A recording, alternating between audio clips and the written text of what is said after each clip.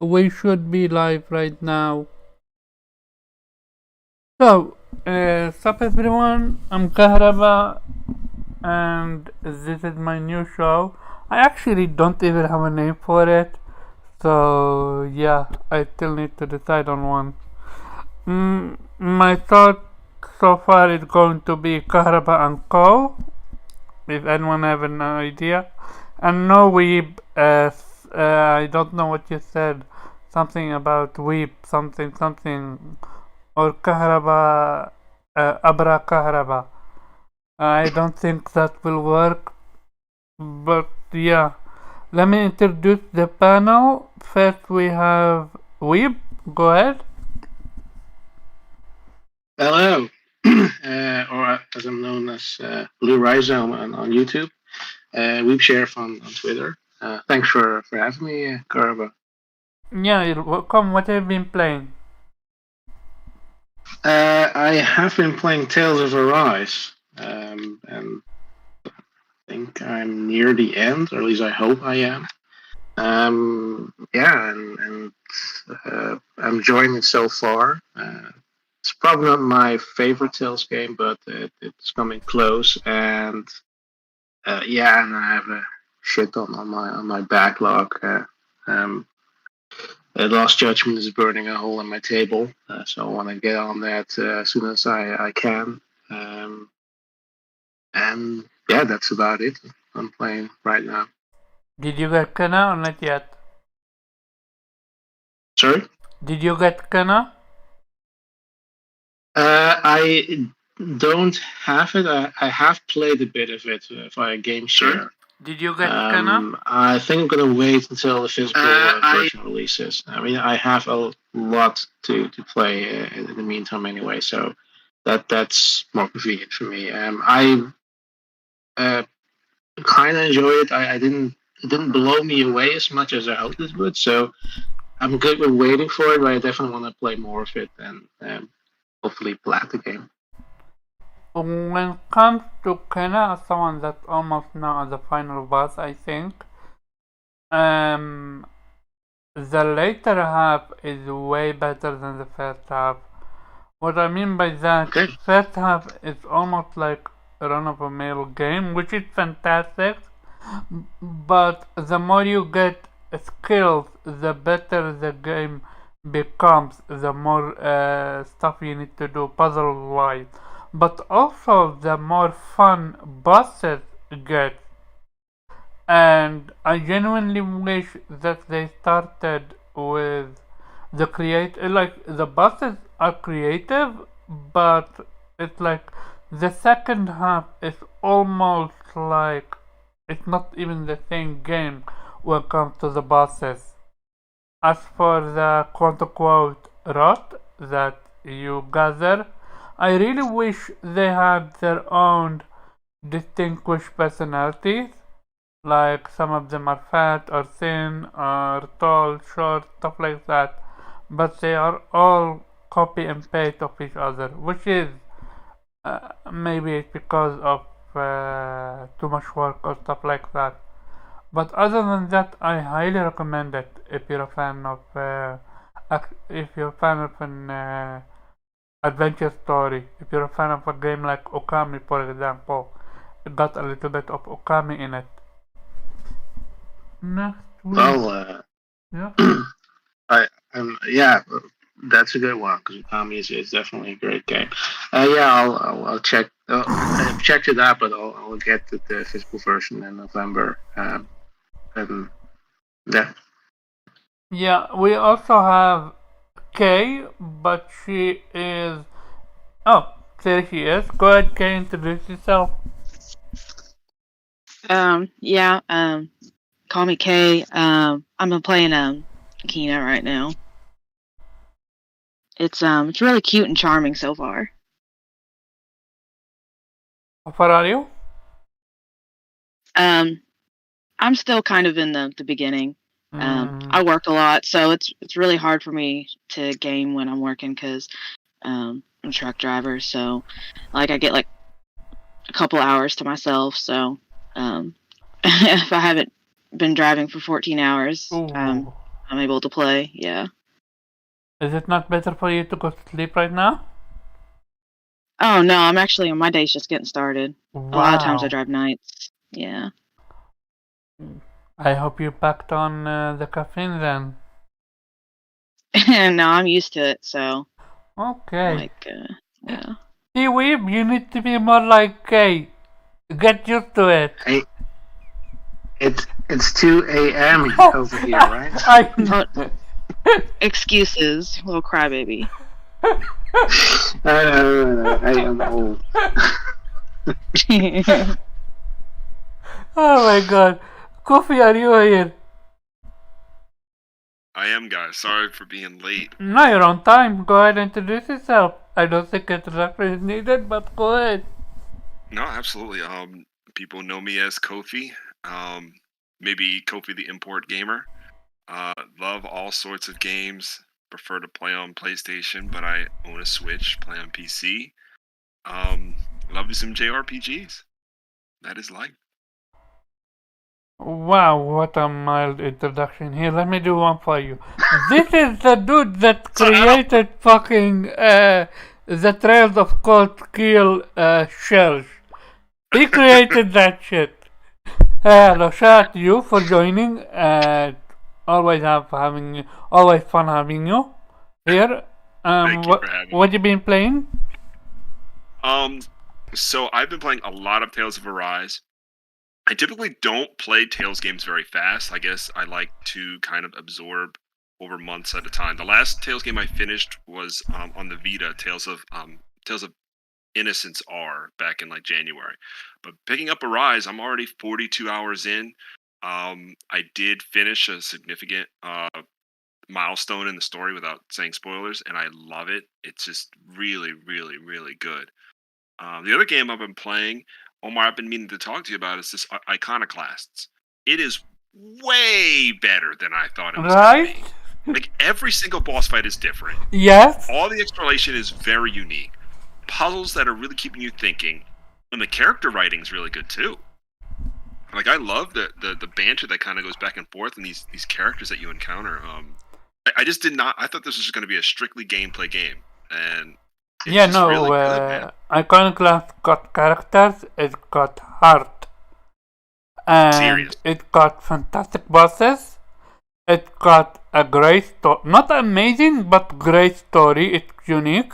Yeah, but I agree. What it does best, it's kind of like Metroidvania-ish. But what it does the best is the combat. It's like you need to figure out how to defeat an enemy, how to defeat bosses, how to make use of your range. Like, I really enjoy it. Do you remember on VGP? I was talking about this game, and I said I was busy getting the plot for it. No, and you know, it's funny. I see it's very easy to get high rankings for the trophies. Like, there's not a lot of trophies. No. This one is rough. What you need to do is you need to to beat the game from beginning to end without dying once. What? Yeah, however, after every now and then you can save. Like, you can save. But so basically is... True. Imagine it's like Dark Souls, but without the ability of... how should I say it? Like, you can go from point A to point B without dying. You can save. There is checkpoint and save. You save. However, when you fight a boss, you need to beat the boss first try. You don't, you get sent back before the boss, let's just say, unless the save point is way ahead. And then you need to try. So you basically need to one-shot the game, the entire game. And that's tough. It's not per se tough.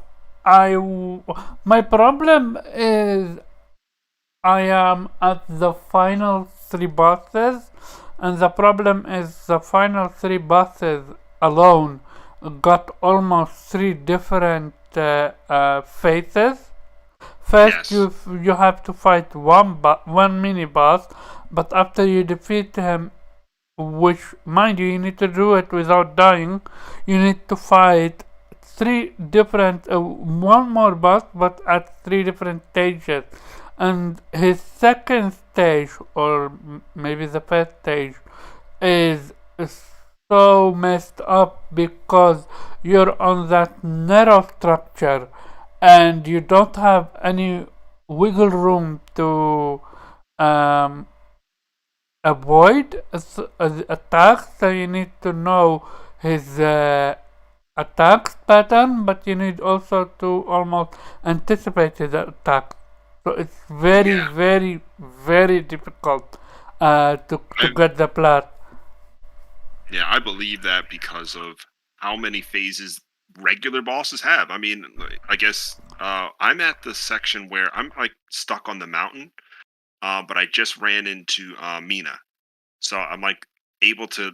I know obviously like you probably played it a long time ago, but No, I remember. yeah. So Mina just joined back, and now I can go to the that transporting device that like takes you to any world. Yep. So I just went back. I forget which. I think I'm just kind of exploring. Yeah. No! I need to meet the dude to get because we're about to go back in the tower. That's the thing. We went back Yeah. to the tower, and the guy's like, "If you want to go back in here, you guys are dumb, but I guess I'll help you." And then he was like, "Meet me here," and I need to go there. Yeah, I know. I think I know where you are. You're almost You're pretty far, right? half of the game. Jeez. it's Yeah, like no, the halfway. game is long. The game is long. But it's genuinely fun, and it never overstayed its welcome. Yeah, because it mixes things up so much. I Yeah. just couldn't believe it with the swimming and the puzzles. Everything is always and like the samurai fight. Yo, I was not expecting that. That joke was hot when he came down on the elevator and you guys were like ducking the fire that goes across. It was so good. And the bosses are unique. You need to work for your W. You're not getting away with just button mashing. Facts. Bosses are almost like puzzles in the game. Facts. And yeah, that's the great thing about it. So, taking point, let's just start to the first topic, which would be retro games versus current games. Which would you rather prefer? And I'm actually going to start with Weeb, because the problem with Weeb, he might fall asleep at any moment. Unlike me, he's not a vampire that's used to staying awake late for podcasting. So let me make my point. What I mean by that, you know how these games like Day and Age are almost easyfied. How there's a lot of save points, autosave, and stuff like that.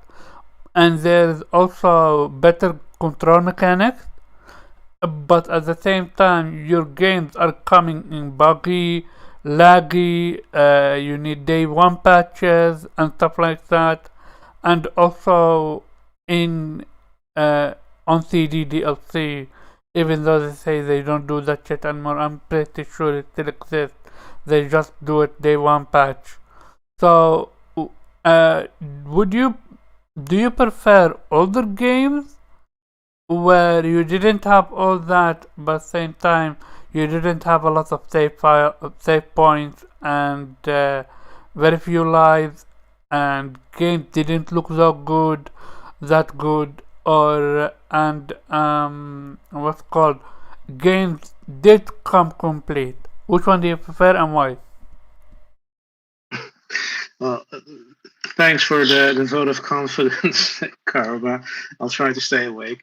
That's a loaded question because I don't really know how to answer that, because sure, no, retro games, or if you're talking about old games, have their charm, and I've grown up with those games, so yeah, I'm old, so yeah, I do enjoy those, and I do appreciate some of them more in the sense that there's, like you mentioned, we don't have the shenanigans with games that need to be patched, that have that are nickel and diming you, etc. Then again, if you're going back real like with 8-bit games, NES games, that some of them still have that DNA of arcade games, right, where you have to put in a coin to continue, and they've made these games to ensure that or basically they're using that DNA in the arcade. They entice you to spend more money on that, and that's what translated to those early games. So I'd say in that regard we've come far, and it kind of depends. I mean, if I'm playing a game like Mega Man 2, which I love. That game, you can play that game probably in one sitting without worrying about having to start again. But if you're playing a game, like Tales of Arise, I mean, if I had to play it in one sitting, well, that's undoable. I mean, I have to sleep in between. Case in point. And if you couldn't save there, yeah, that would be ridiculous. So time is going to be against you in modern games. So I really see necessarily a conflict there, and say that one is better than the other.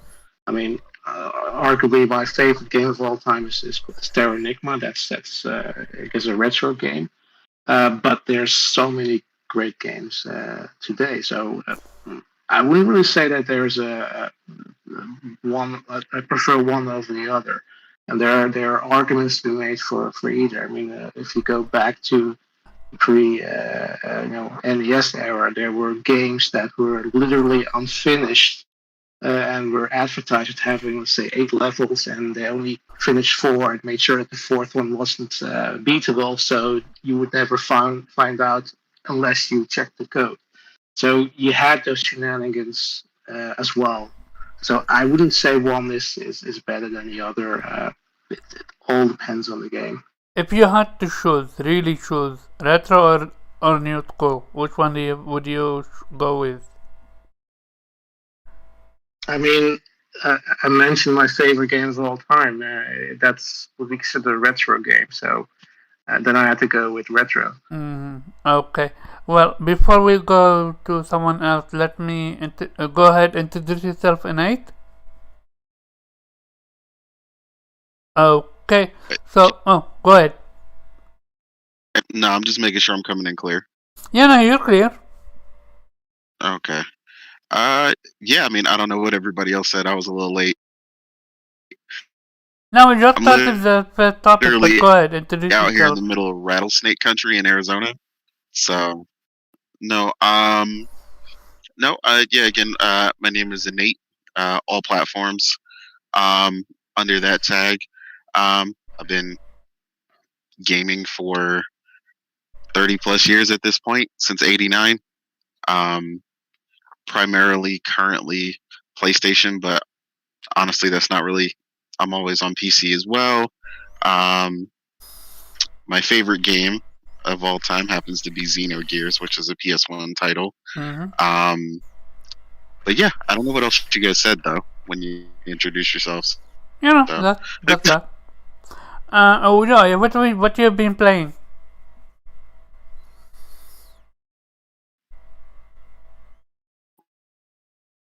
Right now, I was so yeah. When I get back to the house, it's definitely more kind of. I did start Tales of Arise, but when I seen some of the stuff going on, I really wanted to dig into Kenna. It looked amazing, and it has been amazing. The couple minutes I did start with Tales of Arise started off wonderfully, and then also spent some time with Deathloop, which has been interesting. That's another topic I'm gonna take a look at. Okay, let's go to coffee now. So, comparing new and old games, the gentleman who was just speaking really hit a lot of really good points. Is it Blue Rhizone who was just talking? Yeah. Awesome. Yeah, the first thing you mentioned was something that came across my mind was something I make this joke all the time on Twitter. The Lion King gives me PTSD from my childhood because my neighbor had rented the game, on Genesis, and we thought we would just finish it that weekend. And of course, being I don't know how old we were, under 10, that it just wasn't going to happen. And No we were shot in devastated because it hell. was like I remember being like stuck on the second level and just not landing on a tree branch, and it was like that's a wrap. You know what I'm saying? Having game design be against you at that age, it really hurt. And I'm so glad that there are ways to get into gaming that's so much easier than now. Something that I can say is positive. I'm sorry if you guys hear that in the background. Let me turn that down. Something that's positive from this generation is what The Last of Us did with accessibility. I'm sure you saw the emotional video with the guy who's legally blind. Oh yeah. And said that there's That was awesome. insane features that have been added to games. Nowadays, like so crazy that like I can't remember. It was like if you can't see well, you could use the touchpad to swipe right, and it would cycle through individual controls that you have to help your vision. So like you could like swipe right and it'll increase the contrast. You swipe left, turn it back off, and it's something that you preset even before going to play, or pushing down on the pad will zoom in so that you could see enemies that are far away. That kind of stuff, that's groundbreaking. And imagine if something like that becomes standard. I just feel like new games and under the scrutiny of fans, people who want these games to be better, has made the industry more talented. I make this other joke that Final Fantasy VII is one of my favorite, all-time games. Or like, shout out to Blue Rhizome and even Innate. I also started very early. I'm a '90s guy when I started gaming. Oh, I'm sorry. Yeah. So I had an NES first. But Final Fantasy and the RPG era of the PS1 was very influential. Final Fantasy VII, the original PS1 game, has a huge flaw that would only have been found under the scrutiny of gamers today. That flaw is the mission where, spoiler, the mission where you go and fight Hojo, way towards the final arcs of the game. If you are controlling Cloud in the scene where he's in a meeting and they're about to head to where Hojo is, you can control Cloud to walk off screen. If he walks off screen, you can literally skip that entire mission. You never see Hojo. You never go there. You don't see the FMV sequence. All you have to do is have Cloud literally walk off the screen and it glitches and you skip that entire event. That's crazy. So things like that.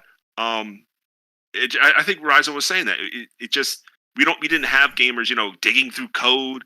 I can't believe they didn't add multiplayer. I see that there's like a tag here and all this kind of stuff. So it has made us better. And now we have the space where we can play games that feel retro, right? We got those 16-bit games that are still being made, and we have those AAA influential games. So, which would you rather have if you had to choose? I'm gonna say current day. I'd rather, or even though most of my influential games were made before 2010, but okay. So, before we continue, I was curious about something. When I was at Spaces, which is on Twitter, most people were talking about their first console. Most of them are like Atari 600 or stuff like that. So, I question this now. Am I the only one that started with the Amiga 500? When did that get released? Okay. Yeah. So Amiga got released. Let me look it up very fast. Do you know a game by the name of Balderdash? Yes. Yeah, I know it. Yeah, I started with Balderdash. Amiga 500 came in. Let me see when it came in. Amiga 500 is. Let me see when it was. Oh, it got disconnected 1991, but when did it arrive? Oh, release date 1987. It's in Netherlands and Europe. Okay. I see you. Literally at the year of my birth. Okay, talk about coincidence. So yeah, 1987. Ever had uh, Amiga? I've never actually played it. I started on Atari, so yeah. Mm. So no one but me had an Amiga? To be honest, it was never mine. Well, it was for my uncle, and my uncle gave it to my father. But I still remember my parents playing Boulder Dash, and they were competitive as hell. And what I mean by that is my mom is great at video games, when I mean retro ones, and my father was also great, and they would be competing on which one to finish the next level faster. Um, okay, let's get back to track. Nate, what's your opinion and which one do you prefer, old school or new school?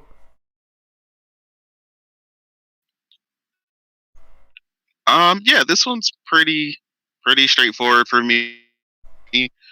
Pretty much like everybody else said, most of my influential start is definitely older.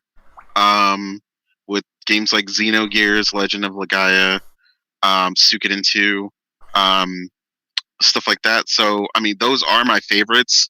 Um, but yeah, I mean, coming forward into, like you said, the world of current day, there are a lot of really great things. What I like about it is that every other genre, with the exception of MMOs, has evolved a lot more than what they were back then. I didn't enjoy a lot of different ones. Pretty much, um, I basically played racing games and RPGs back then, and then as things got better, I get everybody played Tomb Raider and stuff like that. But once they got better, I started to enjoy those games a lot more. I think the thing that makes me enjoy current day the least is, to me, honestly, the lack of good writing. Like some of the stories current day that people are like, "Oh my god, that was absolutely amazing." I'm just like, "Yeah, that was terrible." Like that doesn't match up to anything that I've played. So, I I mean, feel if I you. gotta drop that one thing, so yeah, so and that's the one thing that to me it sucks. Like, because I'm such a huge story person, and I went over this recently with Luca as well, when she was like so enamored with the current Fire Emblem, and I was like, as someone who's played Fire Emblem from the beginning, I'm like, well, that story was actually super basic and like really, you know, basic archetypes. It's not bad, it's not terrible, but to the standards of what Fire Emblem people have played, it wasn't really where it should be. And there are other things that kind of people let pass, like the um the character system, or the way the what do you call it? I can't remember what it's called right now. But the classes. So when you evolve through the classes, they messed that up entirely. So stuff like that kind of irks my nerves, obviously, because a lot of times, like you said, they can patch it out, which gets kind of annoying because a lot of them rely on that a little too much. So definitely shipping with a complete game is probably the biggest problem with current day. I mean, we're about to see that heavily with the launch of Halo Infinite, but um, yeah, I mean, I would definitely say I prefer current day because, like Kofi pointed out, we still get the retro. So, I've played Octopath Traveler super heavy, which reminds me of, my old school times, and things of that nature. The only thing I would say I wish um, current day would explore more is showing people the creativity that they used to have in turn based combat, and how much that can be explored. Because a lot of people have this image of turn-based combat in current day that's like Dragon Quest games, where it's just like attack, and then you can do a skill, or you can do a magic, and like it's super basic, but it's like Oh there no, were martial arts skills yeah, no, and all these different things. old school JRPG was way different. Like you had to Exactly. plan for your Ultimate Weapons. You're not planning. Your party is getting slaughtered, right, Kofi? Sorry, I think I missed. Okay, What so we will. Nate, go ahead and repeat your sentence. Yeah, no, I was just saying that the biggest weakness for me current day with that I wish they would explore more is the complexity in turn-based combat that the RPGs from the PS1 era had, where you had martial arts skills that you would learn, and all these different ways that they would incorporate turn-based combat and complexity and strategy that people now associate today being bored with turn-based combat, because a lot of it is more just the simple straightforward approach.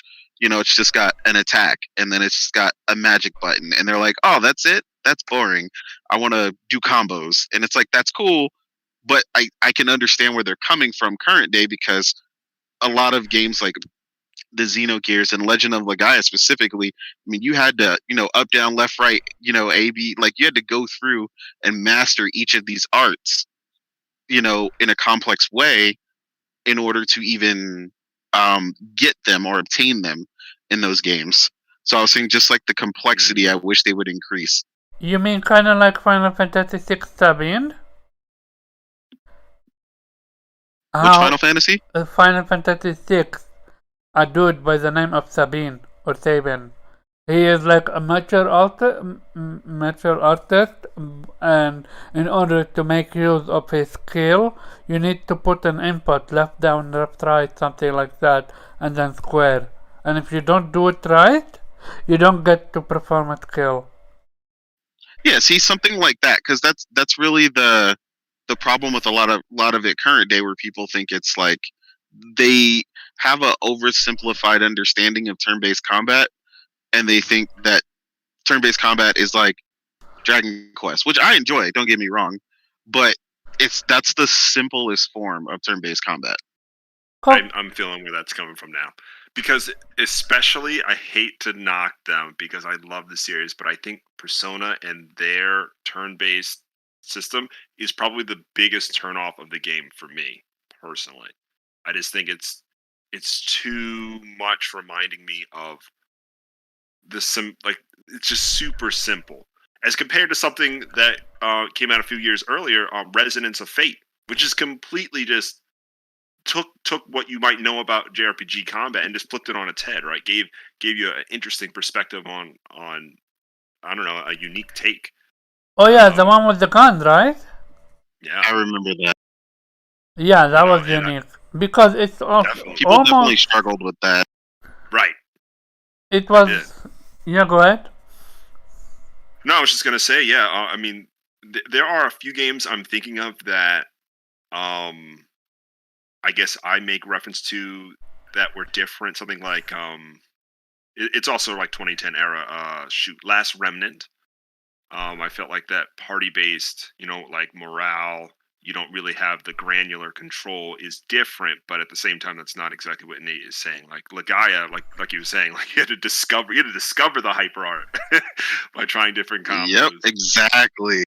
And that's we just don't get that closer. Legend of Dragoon, making sure you hit X at the right time to get off a combo with hash gel or whomever. I agree. It doesn't happen that much. So then my question would become, is this why we've seen developers move away from JRPG strategy strategy-wise? I don't know. Like you have, as Chris Writer said, you have a lot of different type of JRPG, but I'm mainly focused on the JRPG where turn-based. Is this one reason why developers are moving away from that? I would say, I would say the big reason is just the craving for a lot of people with action. So I think what they're finding personally, which I'm starting to like, is there, for instance, something like the Final Fantasy VII remake, where there's a bunch of different types of characters. They all control a little differently and have their own skill sets, and it's like a hybrid where if you need to slow it down, you can. If you want to go full action, you can. But it's not removing the strategy or the thought process out of it, which is what I like. It's not depending on, like, for instance, recently I played Tales of Vesperia, and one of the most ridiculous things I thought about that game, and this is a big reason that kept me from most Tales games, which I actually love in the current Tales, is the fluidity of the combat. But in Tales of Vesperia, one of the problems, the way people got around it, is they basically broke the game by canceling a skill before you execute it in order to block when you technically shouldn't be able to. And the timing to do that is ridiculous. It's insane. Even to like fighting game standards. So like that kind of stuff has always annoyed me with active combat games, because they've always had weird quirks like that. But I feel like as developers go forward and RPG mechanics bleed into other genres a lot more, and vice versa, and it comes back and they kind of learn from each other, I feel like the active combat scenario has gotten a lot better lately. Mm-hmm. Well, to touch upon a point upon Persona 5, I think part what made Persona 5 fun for the most people is the glamorous aspect of it, how it's stylish and stuff like that. Because when it comes to Persona 5 is bare bones when it comes to combat. Like in the new, like when you get the baton pass is way late in the game. However, if you played Persona 5 Royal, then you got that from the beginning. Baton pass kind of like almost breaks the game with how you're able to switch between characters and use them and literally stun lock enemies and obliterate them with simple moves. So I kind of agree, and I really wish that we see JRPGs go back to the genuine base. Either go back to the basic or evolve. What I mean by that is, like, as much as I love Final Fantasy VII Remake, I don't want that combat to become the norm. What I mean by that is, let action be action gamey, and let JRPG be JRPG. Having that blurred line, for me, like a game like Ni no Kuni, it's neither it is JRPG quote unquote, but still actiony in a way. And it's like, how should I say it? It's just, to me, it feels like JRPG's turn-based system is genuinely a dying breed. Like, I would genuinely. I know what you're saying, but I think they're understanding how great it can be again, with the way that games like Octopath Traveler and Bravely Default 2 picked up, and they realize how great the reception is on those games. I think that's staving them away. I think Square Enix was running away from it heavily until they saw like just how many people were excited and the raving reviews and how excited people were to play those games, which is where my hope in the resurgence is coming from. But I do agree with you that I don't want every game to just show up and start Final Fantasy VII remaking all the combat. Like, let that game be that game. So I agree with that. Exactly. So, like, and then my hope would be that Final Fantasy 17 is turn-based, because we need that turn-based. I don't want Square Enix and other developers to rely on smaller IPs and make them turn-based and shut us up with that. No, I want big titles. Like, when was the last time that Final Fantasy ever had a turn-based game? Let me 12? remember.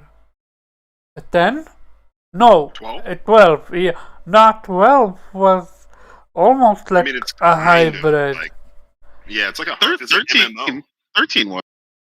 I'm sorry, yeah, 13 was turn-based. I'm sorry. Yeah. It was definitely turn-based. 13 was so bad I blurred it from my memory, but fair point. 13.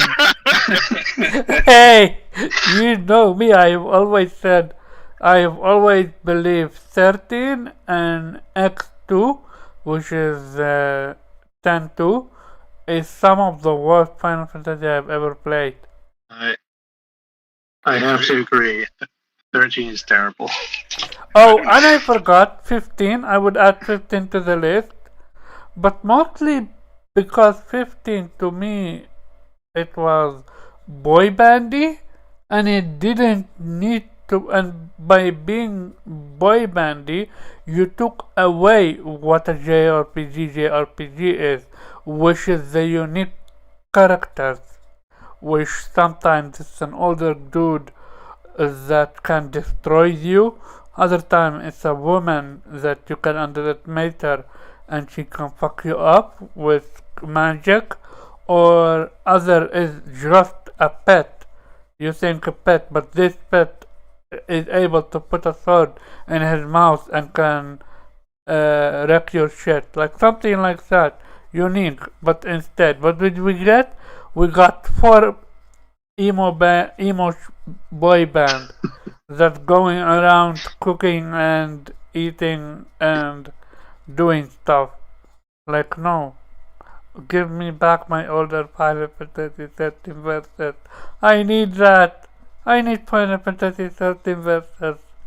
That shit stole my heart. Nah, I know what you mean. So Omar, it sounds like you're looking for something from the Final Fantasy series, like how RGG did with Yakuza 7. Like, you want their mainline game to go to turn-based. Yeah, definitely. I want them to go back to the basic. Because they tried it now. How many games have we seen in Final Fantasy that is not turn-based? Let's count, shall we? We got 12, which is a hybrid. We got 15, which is a hybrid. We got, I think, 0. Well, I mean, let's be real. Well, Final Fantasy 16 looks like Devil May Cry already. So. 16 seems to be a hybrid. It's like almost as much as you guys said. I think Innate said that that Square Enix have seen the light. I don't think they trust JRPG to go back to what's called turn-based. They genuinely want sales over uniqueness, in my opinion. Then again, yeah. They keep reinventing the combat system, so who knows? They might go back to turn-based. Yeah, I was gonna say the reason why I said that though is because recently with what was it that they did? I was saying with them, with the way level 5 had kind of trended as well, and then with the sales of those games, like you were saying, even though it was like you said, the smaller, it wasn't their mainline franchises. The thing is, though, like I was saying, the reception for those were often bigger than a lot of their action-based titles, which is where I was saying I feel like they're going to let Crystal Dynamics do a lot more of the Western-based stuff, because the reception for a lot of their heavily action-based stuff was so bad that, like, it was almost unheard of. Like, most of you guys in here might not have even known. If you've ever played the game Front Mission, they came out with a more recent version of Front Mission, and most people didn't even know it existed. because Wait a minute. it was they like didn't make that game that went on action-based. sale like 2 days after it came out. They didn't make that, did they? Yeah, What is it that was game terrible. called? Left Alive or something like that? Yeah. Is that it? Yo, I remember that game came out. My friend, he bought it and he called me. He felt like he needed to call me. He's like, "This game is so bad, Kofi. I can't believe I purchased this game." What's the I name? felt so bad for. It's called Left Alive. They have one. They did come out with that one, but they also came out. There was one that came out for specifically the Front Mission series called Front Mission Evolved, and it was like a wannabe Armored Core, but like super arcadey, and it was basically $5 in like a month. Like no one cared. It was irrelevant day one, and then it's like not too long after that was when the first Bravely Default dropped, and it went crazy. Like I couldn't even. It went so crazy that on release I couldn't find a physical copy for a month. That's how crazy it went. And it was like Square Enix was like, hold up, you mean all y'all out here wanted turn-based combat from us this whole time? And then we got Octopath, and then we got Bravely Second, and then we got Bravely Default 2. That's what I'm saying. Like eventually, like they're bringing it further and further, and seeing that fanfare. The same way I think Nintendo underestimated Fire Emblem, released it, and that went crazy. So that's what I'm saying. Like I think all these companies are gradually seeing the reception, at least enough to start reinvesting and heavily investing into these either turn-based strategy or turn-based JRPGs. I think that's where I think it's going to increase.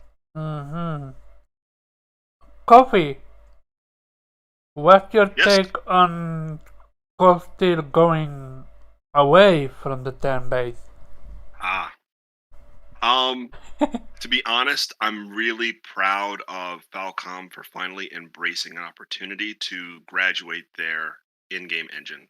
For people who don't know, Falcom was contracting Sony's, I think it's called Fire Engine or the Pyre Engine, and it was because they were developing the Cold Steel games on Vita and PS3 at the time, so it just felt like that was the right decision. But then Toshihiro Kondo has mentioned that there's been internal debate on whether to leave that engine behind for the new engine because they have limitations like number of characters on screen. Like they couldn't have more than like 50 characters on screen for many games, and they had to customize the engine just to get over that. So seeing that there is a turn-based and a live action option, and so yeah, for people who don't know, so Kuro no Kiseki is the 11th installment in this Trails series. It comes out on Wednesday in Japan. We have no idea when it comes out for the West, but it is the first that is more like East inspired, where there's an option to play with full action versus turn-based. But what I will say is, from what I can see, the real-time action isn't a complete package. From what I can see, you can't do every single skill from the real time. They have something called field controls, which are more generic AoE attacks or specific target attacks that you can do, and those are useful. But really, when you get into the interrupts and you get into casting certain spells and using arts, you're still going to be using the turn base. So it is very much a blend, almost inspired by something like Grandia, which, as people who know me know, that's probably my favorite game of all time, which I also think heavily inspired Atelier Ryza. Just kind of like having this constant timeline that enemies and allies are going down. That style I'm totally for. And Omar, there are, thinking off my head, there are a couple of franchises that are turn-based that we're gonna see, I think, stick around. Please be excited for SMT5. Shin Megami Tensei, I think, is gonna blow things up. Yeah, I need to buy a Switch for that. Switch, I genuinely need to. I know. I have no issue. I have no issue because it's Shin Megami Tensei. I just bought the 3 remaster, and also I would get other games on Switch as well. We'll continue. I was gonna say the other game I had given the preview on VGP for, called, oh my gosh, I'm forgetting the name. I apologize. Is that the one where we showcase gameplay for the first time? Yes. Yeah. And it comes out in October in Japan. Monarch. Monarch, yeah. That comes out in the U.S. in March, or we think it's going to be spring 2022. That and that same publisher, Caligula. They have the Caligula series. Caligula 2 is out next month in the U.S. So there's definitely some more games of that type coming out. Some on the top of my head I can't think of, but I still think there's going to be a few franchises going that direction. Looks like Yakuza is going to stick with it. The next Yakuza will be turn-based based on what we're hearing. Interesting. Yeah. How was the receptive when it comes to 7? Or strong. Oh. That was why they decided to stick with it. They said based on feedback that they plan on the next Yakuza game to be turn-based. So. Okay. So maybe because they're doing it because they already got Judgment, they're going the different route. Exactly, and I think this twist. This is going to be the last one, right? For Judgment, it might be. Yeah, it might be. Yeah, that's for sure. That what was it? That Yakuza. Oh, I just lost my train of thought. So something about that Yakuza was so inspired by the Dragon Quest series. I think having Dragon Quest be so big in Japan, maybe that's why Yakuza can go in that vein as well. Gotcha. So, yeah. Okay, before I move on to the next topic, I want to try and see if Kay is available. Kay! Oh, she's here. Hey. You busy or you can talk? I'm good. Okay, are you aware of the topics that I asked before? Were you talking about retro versus current exactly. Games? Go ahead. Yeah, if I had to pick, I would pick current games, and a lot of the guys already said pretty much everything that I would say. If I had to add anything, I would think some of the biggest appeals that draws us back to retro games is definitely the nostalgia, and the second is a lot of these older retro games really had a focus on the gameplay mechanics. And that's what brought us into gaming was the mechanics and how much fun we had. And a lot of the older games were, simple and repetitive, but they were fun and addicting, and you didn't want to stop. Mm-hmm. So that's what I would add to that. Gotcha.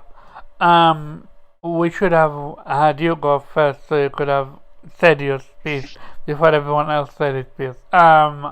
Would you agree or disagree with me that companies are now avoiding JRPGs turn-based?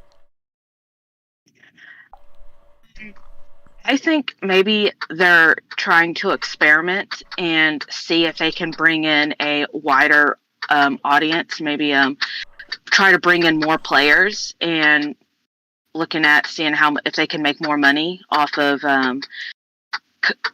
kind of turning away from the turn-based. But, they're like you guys, there is a core that, the base fans that you want to keep that turn-based. And some of them are saying that there's more of you than them trying to bring in new players. And so some of them are going back to turn-based mechanics. Okay. To change the topic now. When it comes to Nate, you played Deathloop. The Loop. What's your take on it? And is the AI as bad as we've seen on Twitter?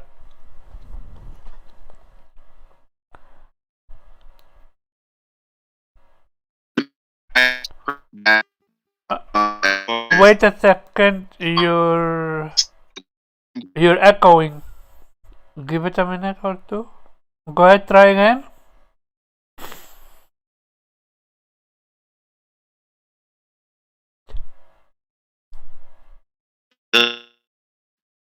Nah, you're still echoing.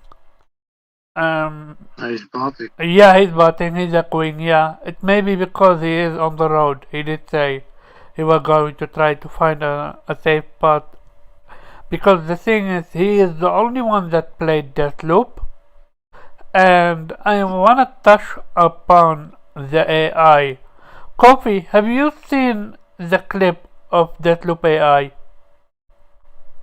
I have not. I've heard stories about echolocation not being used by AI. For example, like you could have a firefight and AI like in the next room would just be sleeping or not care. But that's something I've seen. Not only that, there is literally a scene, I've seen it, where he would go to someone, shoot him in the face, and the enemy doesn't even flinch, and he go back to his day. Yeah, so what made it even worse, which Nate, are you capable of speaking? No. Okay, so I'm just gonna make my case. Look, this could have easily been a glitch, yeah? How should I say? I want to give them a benefit of the doubt, but it made it worse when a person, I forgot what his name is. He's actually a blue check marker on Twitter. He made me angry mainly because of what he actually said, which is that he is okay with the AI in Deathloop being brain dead because he wants to feel powerful when he plays the game. He doesn't want him to be on the level of an assassin when to play the game. He was actually okay with an AI being bad for the sake of enjoyment. And to me, that's dead wrong. Not only that dead wrong, there is something for that called easy mode. If you want an AI that is easy to work around, play on easy. Simplest thing ever done. Go ahead, Kay. The game isn't also a power fantasy, right? Like, your older God of Wars, they were power fantasies, and they gave you the ability to feel powerful. Deathloop, I feel like it's more of a strategy game, not trying to figure out who you want to kill, and you're being attacked. You're supposed to be attacked by all these different AIs, so it kind of defeats the purpose if the AIs are stupid. Exactly. Because that's the challenge. Would you not want to be powerful and plan around someone's trying to outsmart you?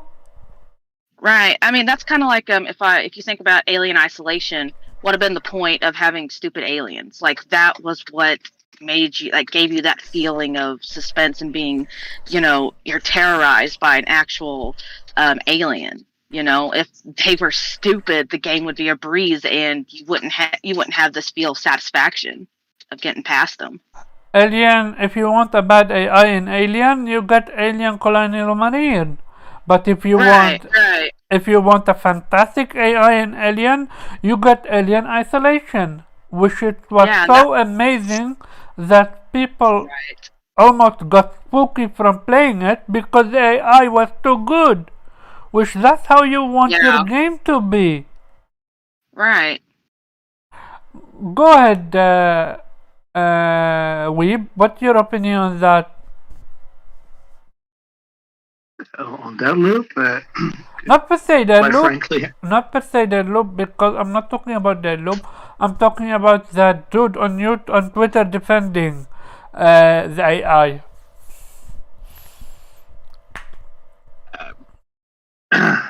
To be honest, I really don't give a damn about Deathloop. Arcane is... Okay, let's switch Deathloop with any other game you like. This is genuinely not about Deathloop. Put Deathloop aside. I just want to focus on his comment about how a stupid AI makes a game better. Would you agree or disagree with that? A dot never will make a game better, but the thing is, I'm not surprised about this. If you've played Dishonored, that's kind of how arcane games work, and I'm not really a fan of their game. So I mean, I don't really care about Deathloop in that way. Um, but sure, I just want to make the point: is it okay to have bad AI? Preferably we wouldn't want to have good AI, unless the game is indeed aimed at kids, or if it's not supposed to be very difficult, which doesn't seem to be how it was advertised. So sure, it's a fair point to call that out and perhaps argue that maybe reviewers should have called that out as well if that's really an issue in the game. Okay. Kofi, what's your opinion? I know you have not touched upon your Deathloop yet, but when you hear about what I said, what's your opinion on that? I agree with you, I think 99%. I don't want the ambition to make AI better to be lessened when fans are complacent, with something that we've seen plenty of times before. And I'm gonna compliment Arcane because it seems they wanted difficulty, even though the AI is less here. It sounds like there are less overall options, and there's a greater challenge in completing Deathloop versus their prior two games. The names which escape me at this moment. So I will give them the credit of that, but yeah, not having AI react in the way that, I mean, obviously AI is not completely mimicking real people, but we want to move closer and closer in that direction. For example, in Last of Us 2, it's nice when you hear specific enemies you're fighting against call out for each other, right? They're like communicating or using echolocation and whistling or something like that. It's really interesting stuff. I think we want to be engaged in that way without just having the AI be perfect, right? Perfectly headshotting you or something like that. So it's disappointing, I would say, to hear somebody say, "Oh, I want to have a power trip." There's a genre, for that. Like, to be honest, I think something like Dynasty Warriors. Honestly, you got like 30 guys circling you. There's a genre for that called easy mode. Oh yeah, easy mode was, I think it's even better example where you can just have them not, react in that way. Here is. But yeah. Yeah, go ahead. No, I was just gonna say, it's disappointing to hear that because AI can go pretty far, I think, from where we're at. There's just so many scenarios where you want the AI to do more interesting things. Like, well, I won't get into that, but no, you go ahead. We got time. Well, I was gonna say a criticism of Tales of Arise, something that's kind of bothered me. It's not really a spoiler, but it's not a spoiler. The one issue with the game, aside from it being amazing and perfect, and all these things I like about it, enemy variety is an issue. And what were we gonna say? Is that not an issue in every RPG? Not like Tales of Arise, though. Tales of Arise has an issue where elaborate. No matter what country you go to, you're going to be fighting the same 3 or 4 types of creatures with a new skin of paint. No, that's bad. It's not good. It reminds me of my, whenever Dante brings up Borderlands and I go skag, it almost reminds me. Hey, no Borderlands slander on my show. I don't know what my show is gonna be called yet, but no, I wholeheartedly agree. At least with Borderlands, you got skag, and you got them in different elements, and they do different moves. In a way, like if to me, this is not AI, so I'll touch on this briefly. It breaks immersion to go to a different region and then fight the same type of enemies. I feel like RPGs way back in the day, right? Talk PS1 RPGs that did it better, like Luna or something like that. But if they had AI that made them kind of do different style moves, it's just not enough. And we could see so much more interesting things. Like part You of want to see a visual difference in enemies, different types. Right, I want to see different types, not necessarily. Well, when you say visual, yeah, like a completely different creature. Yeah. like part It's- what makes a final place so memorable is you get to see how different enemies there look and different attack they have. So to hear that there is only 3 or 4 enemy types, that's massively disappointing. There might have been an issue with the new engine, I guess. That at least you usually see that when they have the new engine, that they're limited in scope in some regard. I mean, you had to with Yakuza with the Dragon engine that they had to cut back on all the heat actions you could do and lock off certain areas because they couldn't complete them on time. So I guess that might be the cause of this. And like, I will, not to be completely negative, there are certain aspects that Arise takes great advantage of. Like, for example, Law, breaks defenses. So, like, there's always like a way to like kind of approach an enemy that's really exciting. Like, enemy jumps, you're like, oh, get him with Shion really quick, or something like this. And some of the bosses are great. Some of the bosses are very unique. But you guys will notice it. You just like, there was this one place I got to, and I'm like, you're really just gonna give me 3 different new variations again? And I don't know. That's the one thing that bothers me. But I'll stop. Okay, before you go, Weeb, I want Kay to speak. She was trying to speak the entire time. What? Oh, I was just going to say, the lack of enemy types is what I had a problem with Resident Evil 7. Even though, the story it's just the molded and it's based around the molded, it's still, like, to me it got kind of boring just fighting the same molded creatures, during the whole entire game. And they lost that scare factor, so to speak, after a while. But that's all I was going to add to that. Okay, Yeah, to I want to actually go back to the AI thing, but to add on Tales of Arise, my biggest problem with that game is the writing. It's really covering some heavy themes, but it doesn't really fully explore those or fully capitalize on them. It still has some very simple, almost anime-ish type solutions and responses to topics like slavery and revolutions and state oppression, these kind of things. So that's kind of my issues, and probably because I love Azaria so much for its story. If you compare these two, I'd say there is where it loses out a bit. But about the AI, what I want to add is I just remembered that back in the day when Perfect Dark, when the N64 came out, you had multiplayer and you could set the AI level for the bots in the game. I do remember that when you set them really high, they got insanely tough. Point that they could kill you as soon as they lay eyes on you.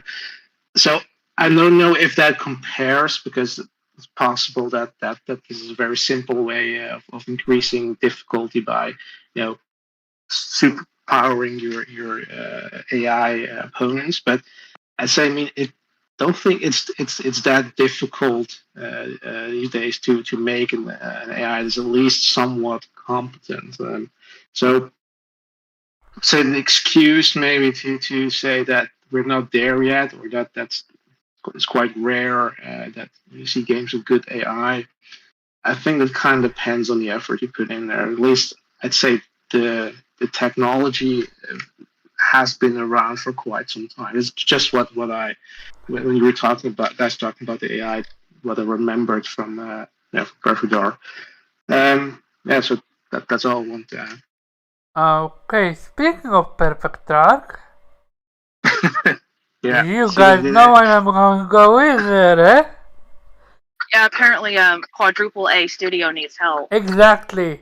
Who can make this make sense for me? I double dare anyone to try. Go ahead. Who wanna go first? It doesn't make sense there. Done. Okay, so explain, Period. Jay. Why doesn't it make sense? Doesn't it make sense? Well, they're the ones that are claiming they're Quadruple A, and if you are Quadruple A, then you should have all the resources. Actually, in fact, more than all the resources a AAA studio should have. So why would you seek outside help? Do you Did think? they ever claim to be quadruple A, or is that what the fanboys were saying? I gotcha. Point.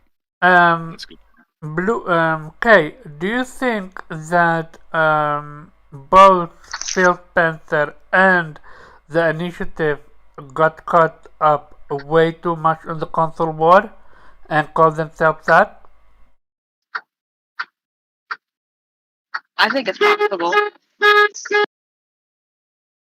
Oh, are you okay? Yeah. Go ahead. Could you ask that question one more time?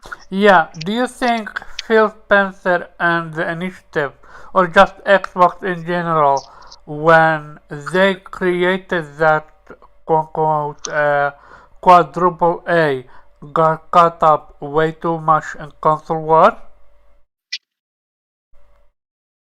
Yeah, I think they do get caught up in it, whether they like to admit it or not.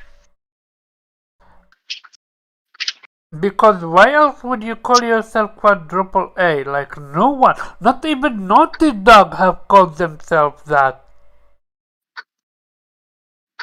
Yeah. They are. I don't want to go there because I don't want. I will explain so. Blue, what's your opinion on that? On the situation. Well, I asked the question: did they actually call themselves quadruple A, or is that just what the fanboys? No, this called? was something at the job description or something like that. This is not. I mean, I Good. don't understand how they could call themselves that, because they have like 40 people. I mean, the triple A status essentially just tells you the size and the scope and the budget of their games. I mean, if you want to make a triple A game, you need hundreds of people. So it never made sense to me to call that. And I think Matt Booty even stated some time ago that the plan for the studio was to keep them small and agile. So there was never an intent to build a studio into even a AAA studio. But I think what happened here, I mean, we won't know for sure unless they officially come out with why they went with Crystal Dynamics. But I've heard some theories that perhaps they ran into difficulties with developing it because they worked on it for 3 years.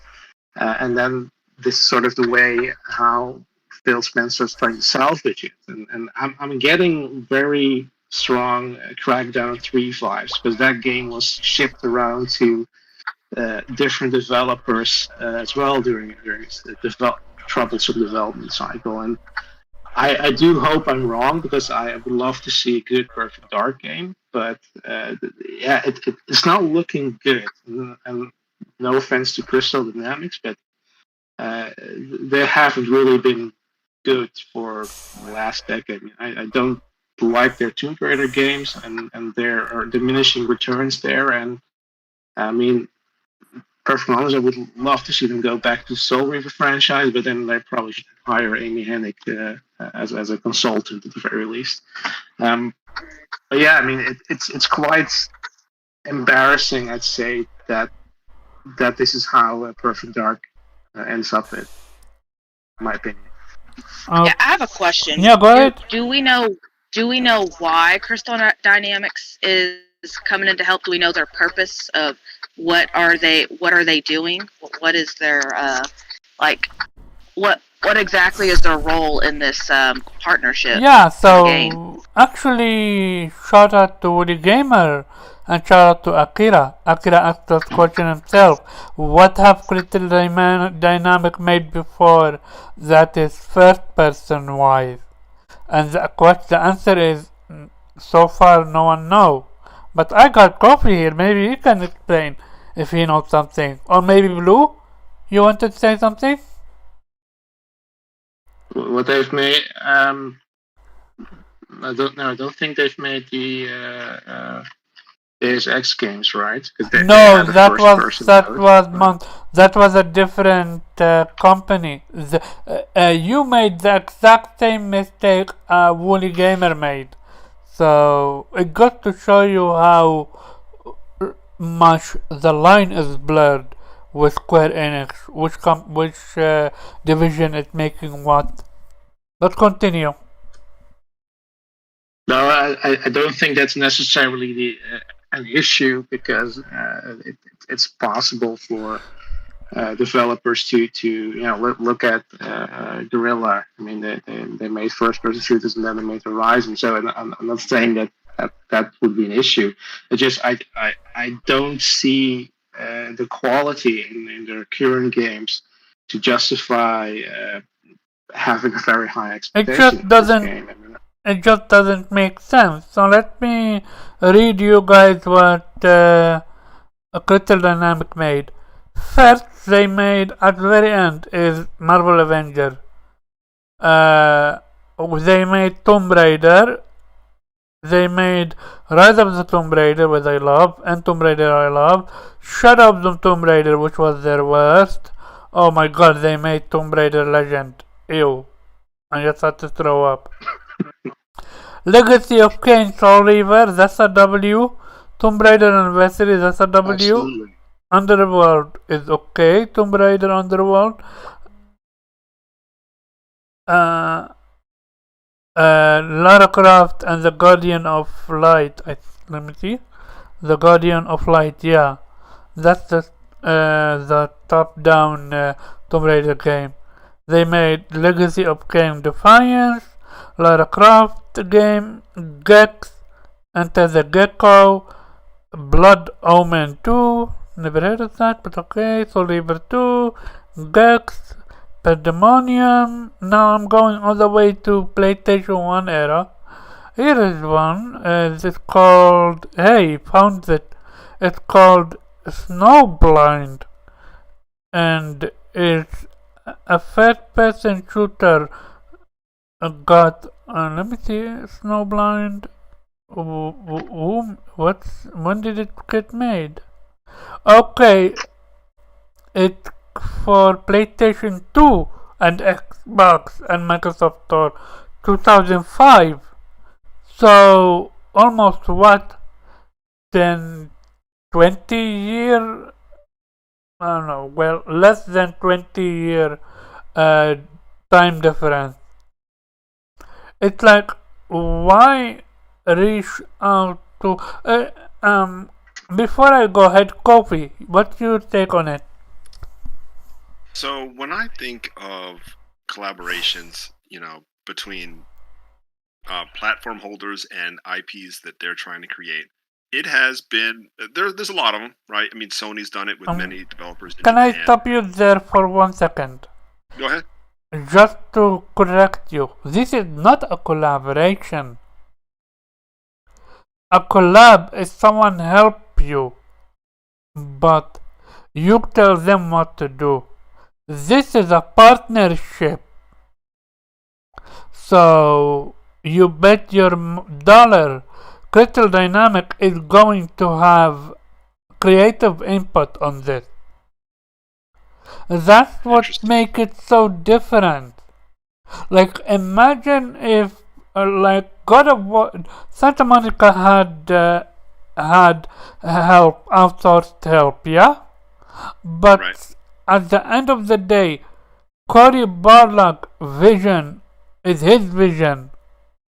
Santa Monica outsourced help couldn't come to Cory. Well, if Cory Barlog was open for integration, you could have, if they came to him and said, okay, look, the Valkyrie is not a good idea, shall we scrap it? Then Cory Barlog have said, okay, let's do so. But with this one seems, not seems, they word it as such. It's a lot way more of a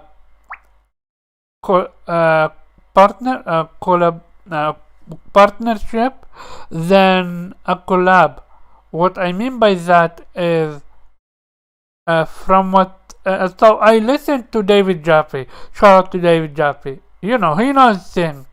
He is an ex-developer at God of War, created Kratos, among with other people.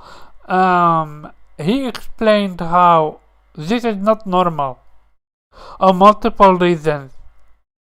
Because from what he is understanding, that this seems to be way more of a partnership in sense of Crystal Dynamic got now actually creative decisions and creative right over the game. So, who said that?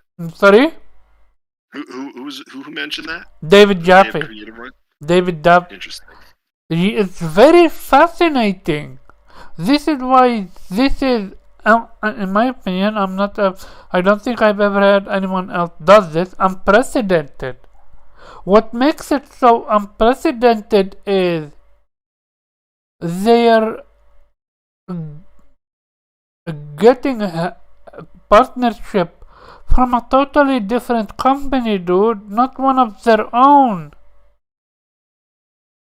Like, this is crazy. So that's why I wanted. But go ahead, Kofi. No, I mean, you bring up some good points that I have not thought hard enough about. The size of Crystal Dynamics and them partnering with the Initiative, which we all believe is somewhere in the 40 range. No, I will not correct you, but give you additional information. From what I've read, Crystal Dynamics got between 300 employees, and Initiative at max 70. But continue. Right, and we don't know if all 300, right, will be tasked, but it probably will be a significant amount. I mean, there are some underlying issues that I have, some of which you brought up. The first is Xbox is already just riding on this reputation that games they've started in their studios don't contend for Gamer of the Year. That's starting to change, right? Games that were already in development before acquisitions still should contend for the Game of the Year, and they will, like Psychonauts.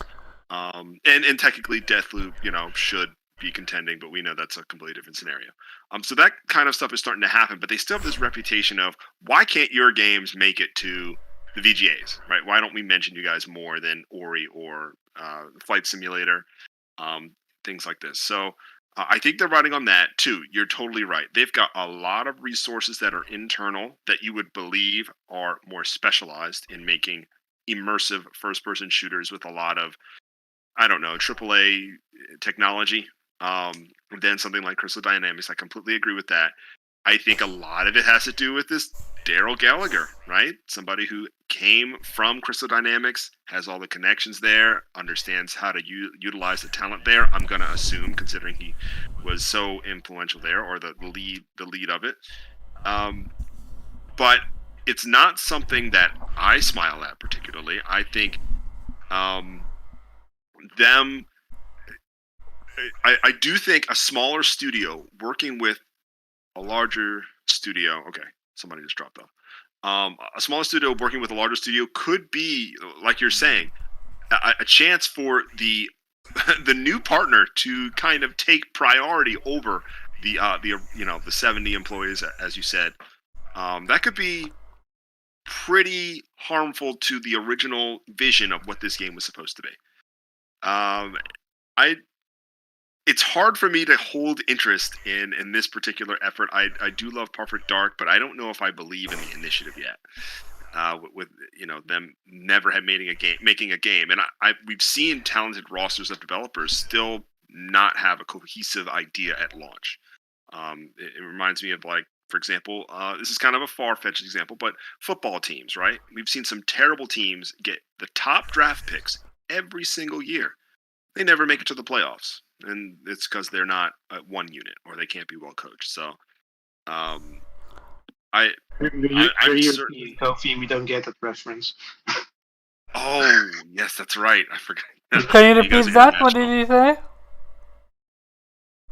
I said we're European. We don't get that reference.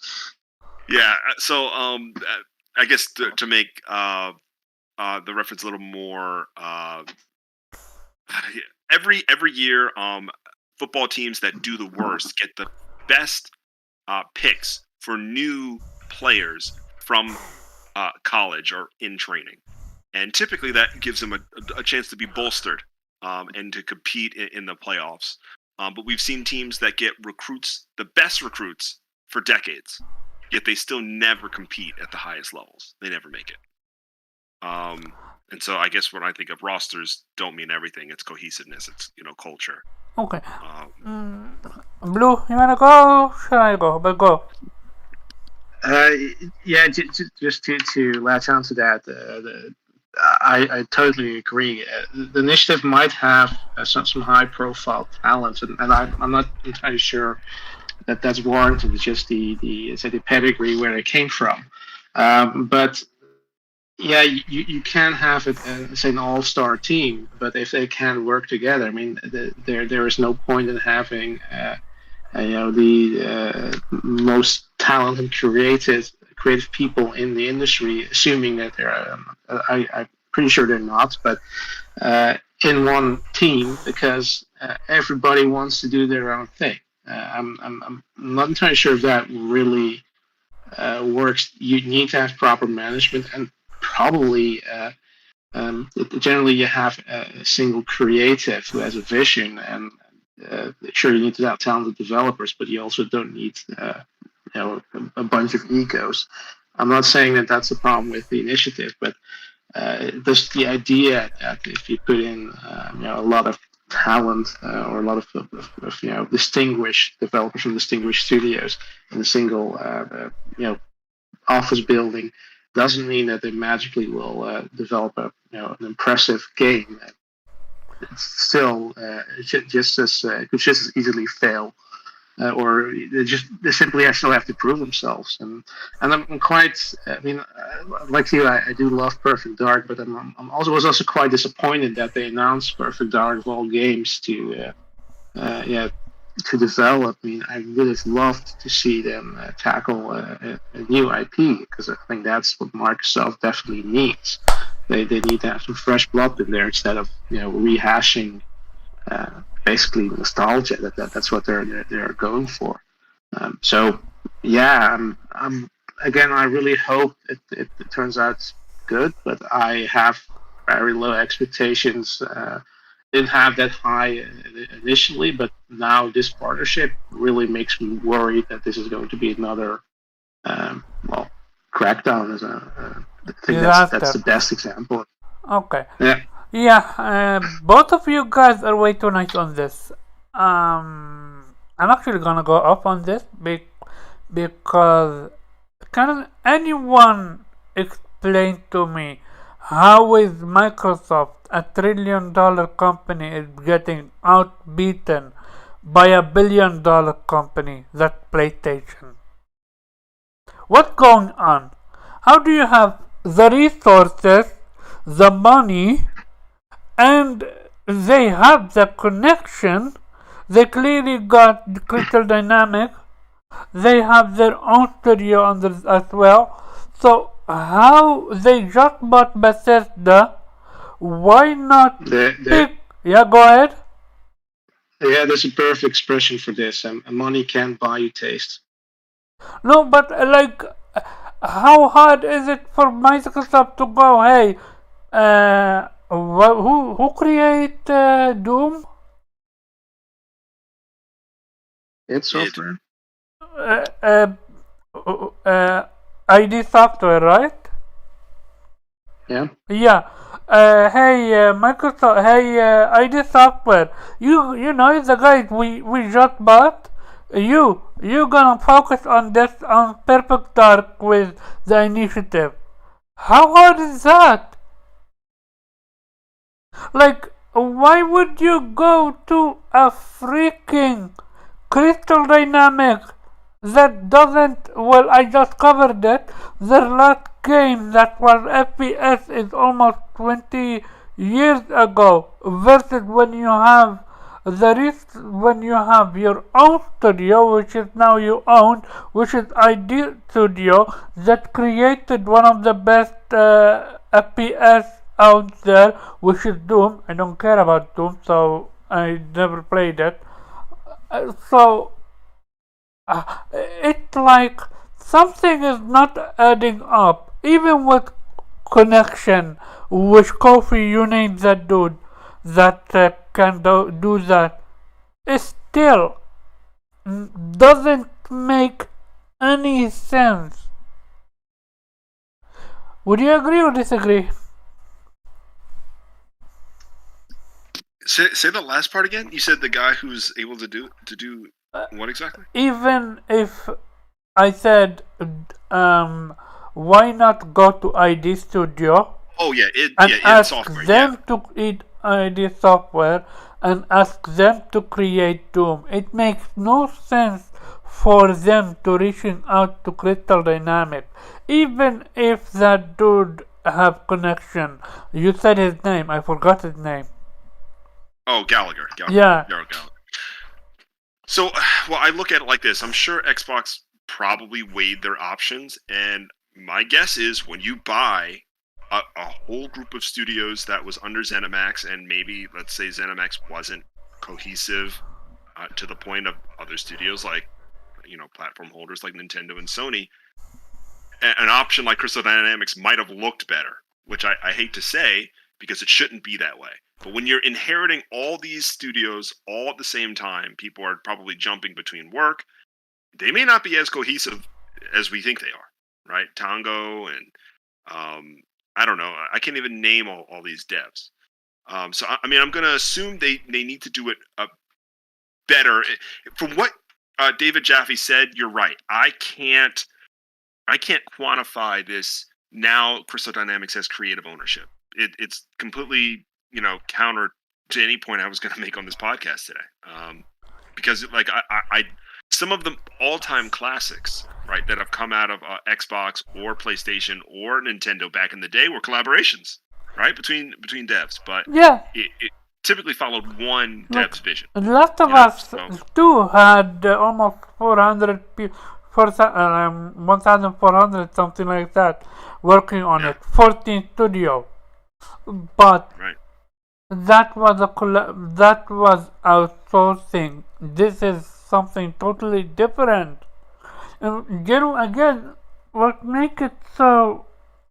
It's like now, if initiative gets a W or fail, who do you blame? Who do you praise? Do you praise the initiative or do you praise Crystal Dynamic? If it fails, do you blame initiative or do you blame Crystal Dynamic? I would blame the initiative. Interesting. What about you, Blue? I would blame Phil. Yeah, I agree. I think the issue with what you mentioned, that you have studios that are experienced in FPS games. Basically, the fact that generally just makes first person games. You have it, and you have Machine Games. They made the Wolfenstein games. They're also very experienced in FPS games. But I think the question is, do they actually have the room? Because Machine Games is working on that Indiana Jones game, probably Wolfenstein 3.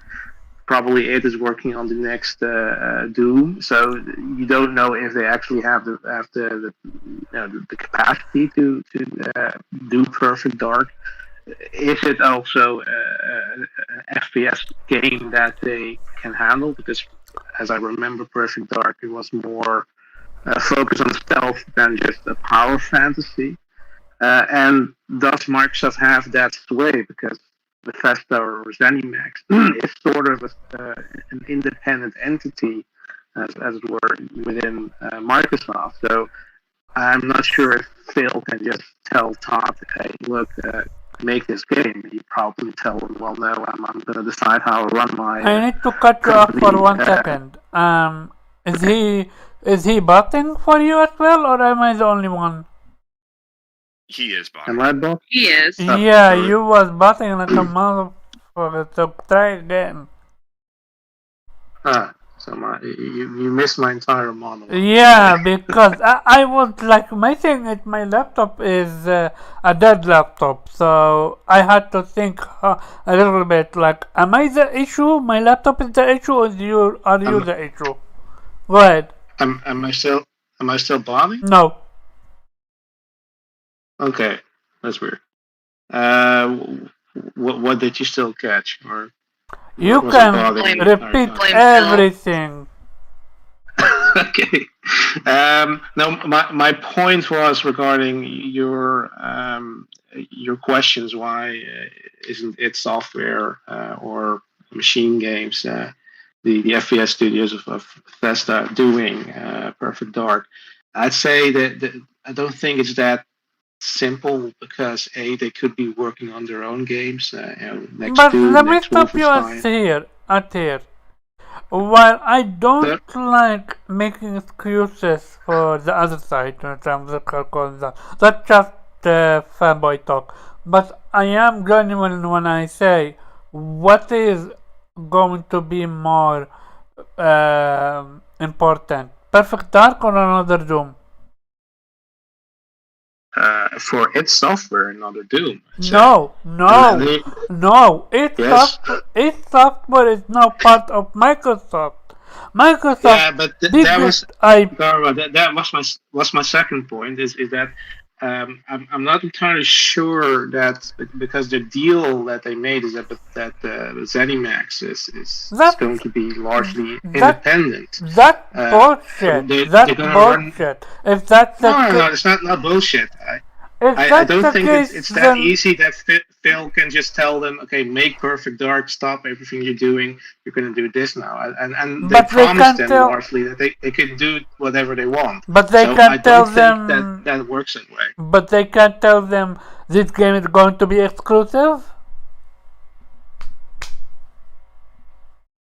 Yes, of course, but that's also within cooperation with Bethesda. Or ZeniMax. But the thing is, like I said, if these studios are going to were acquired on the principle that they could largely be independent and do what they want, it also means that Microsoft can't just tell them, hey, stop what you're doing and make Perfect Dark for us. If they're already doing other projects, then they're simply not the capacity to pick this up. So this was either the option of canceling the entire thing or shop elsewhere. And I'm not making excuses here. I'm just trying to explain that this is probably why they're not having their internal studios pick this up. It's just I understand your point. It's just, to me, I'm not comprehending how. Look, in my opinion, that's just my opinion. I have nothing factual statement here. When you say we're gonna operate as still Bethesda games, and then you tell me Starfield is exclusive, you're no longer operating as Bethesda game. You're operating as Microsoft, part of the Microsoft ecosystem, which is okay. But then at that point, Microsoft have every right then to go to ID Software or the one that made Wolfenstein and say, hey guys, I need you guys to come to the initiative and teach this dude how to fix this, how to run this joint. Like, even if they are working on their own IPs, it doesn't matter. Like, PlayStation literally had, what's their name? I know they, what's their name? Santa Monica had Capcom do their entire motion cap on Santa Monica Studio, despite the fact they are working God of War Ragnarok. Like, if a PlayStation Studio can help Capcom build almost... yeah, go ahead. No, yeah, I understand what you're trying to say, but you're talking essentially Santa Monica act as a support studio in that regard to Capcom, and here the problem clearly is it's not a matter of skills, but rather resources. I think they didn't have enough developers to make this work, and I have some experience in the corporate world, so I know that despite the fact that everybody's part of the same company, doesn't really mean that you can tell another part of the company to do what you want them to do. It's far more political than that, and I think Bethesda or ZeniMax does have probably a lot of sway now in the Xbox division because of how large they are. So I mean, in the end, sure, Phil is in charge, but I don't think it's as simple as Phil is saying, okay, snapping his fingers and it's software or machine games. I'll have to start making Perfect Dark. I think there will be some political struggle there, and also you would have to make the case this makes more sense than working on that Indiana Jones game that the Machine Games is working on, or the next Doom game they're working on. Gotcha. So I think that this is simply a matter of that this was the only option they had to make this game happen. Gotcha. So it's not like black and white. It's generally a gray area. Yeah, we don't know if they've had prior commitments that they have to work on, so that they weren't able to pull resources from id or any of the ZeniMax. Blue, does she sound clear to you, or is she a little bit butting? A little bit. She's butting a little bit. A little bit, yeah. Probably Go ahead. Pay back laughing at me. Try again, Kay. We don't know if they didn't have prior commitments. Okay, yeah. I understand. It's just I had in mind way different, but I understand Blue point, and I kind of agree with that, and I agree with your point as well. To shift gears, who watched that Nintendo show? Case. I did. And you, Kay? No, I missed it. I wasn't able to catch it. What your take point from the show, Blue? Bayonetta 3 trailer. That's about all I took from it. Yeah, and that. Okay. Chris Pratt is playing Mario, and that Nintendo is trying to sell you their N64 games with a marked up subscription service, which is absolutely awful because now we're getting tiered subscription services. That I really hope this is not going to set a precedent that Sony and Microsoft are going to follow, because that would be awful. That's a great way of saying it. Monkey see, monkey do. Yeah. But at the same time, both PlayStation and Xbox got their own what's called backward compatibility. True, but like you don't have backwards compatibility for PS2 because it's not necessarily the backwards compatibility thing, but this is basically they're selling their subscription services based on access to these games. And you could say, for example, what if Microsoft decides, okay, we have Game Pass, well now we have a tiered service. You're going to pay $20 $30, whatever. And then you get access to our first party games. And with regular Game Pass, you only get access to the third party games, something like that. That could be a potential future for the service if this is sort of setting any sort of precedent. So that's kind of worrying to me with regard to how they're going to continue with these subscription services. But yeah, other than that, so Bayonetta 3 was great to see the final reveal. Though I did think that the trailer didn't look that good because I initially generally thought this was a Defense Force Switch version. So I really hope that they're going to improve those graphics a bit because I don't remember Bayo 2 looking that washed out. I think it looked a little more yeah, no, the trailer looked rough. It looked ashy, way too much white. Not because of the smoke, because of the fire, but just the trailer looked ashy. The visuals didn't look improved upon the part 2, in my opinion. It got way more shit on the screen, like right now with the kaiju battle and stuff like that. But other than that, I have a totally different opinion on Bayonetta from what I've seen. But I wanna hear everyone's perspective and then I will give mine. What do you think of the new Kirby? Oh, yeah, I my initial thoughts was this is the Last of Us Switch port. I really had that impression when they showed the sort of post-apocalyptic landscape.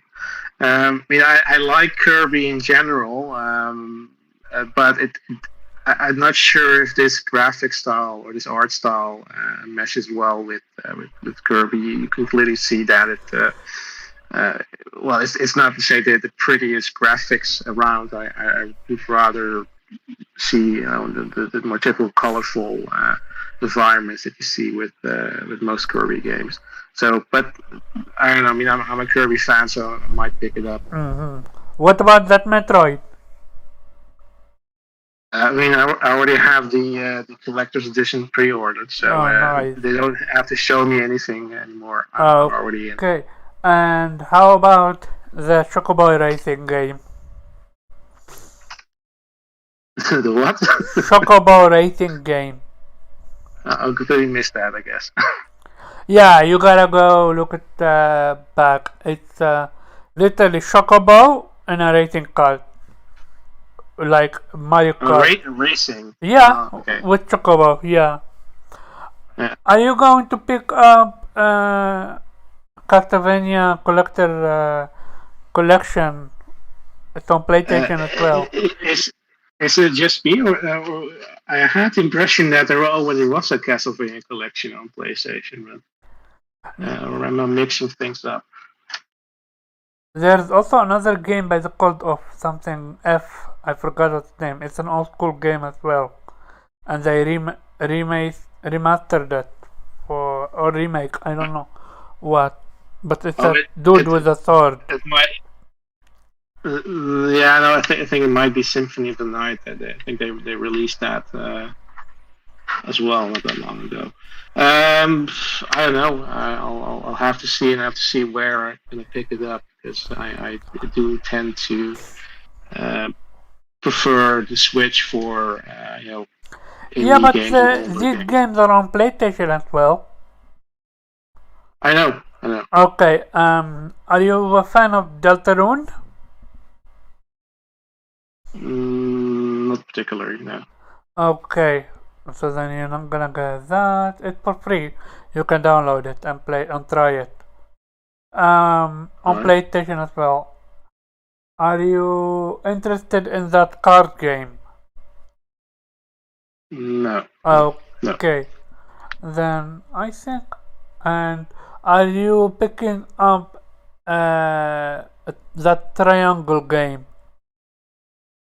Strategy triangle game. I'm drawing blanks here. Which one is that? Kofi, can you help me out here? I'm pretty sure you know Project what. Triangle Strategy. It looks a lot like War of the Lions.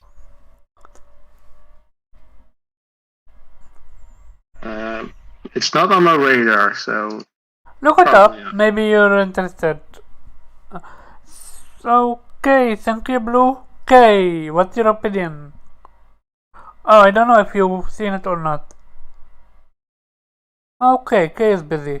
Oh no, not. Yeah, no, I haven't been able to see it, so. Okay, so you didn't watch it. Okay. Kofi, have you watched it?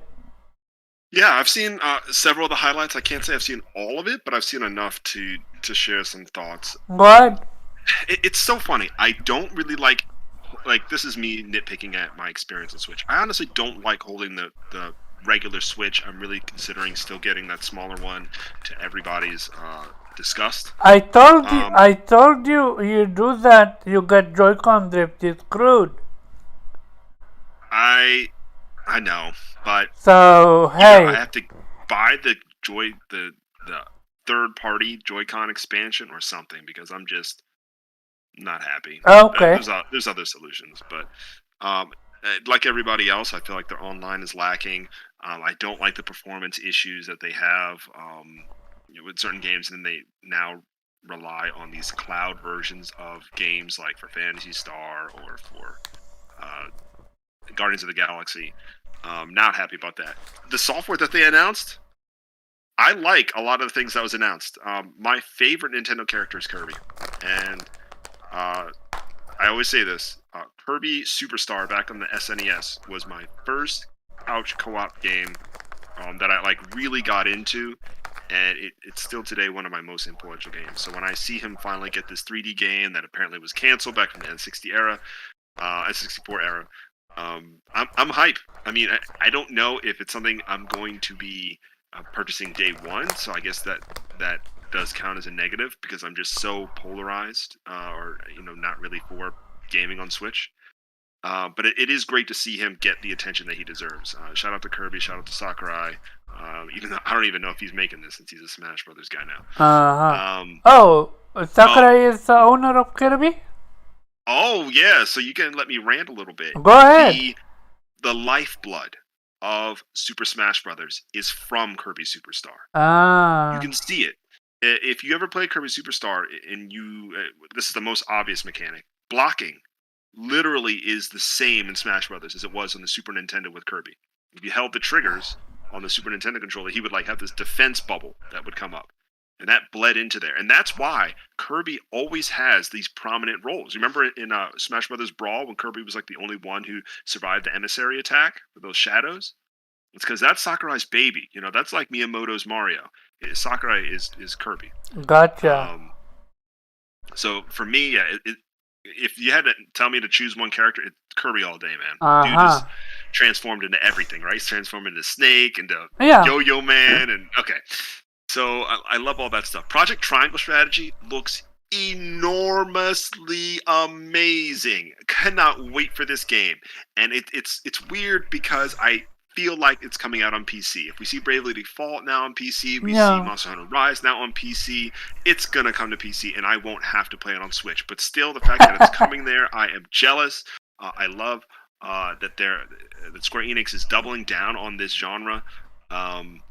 With Dragon Quest III Remake also coming down.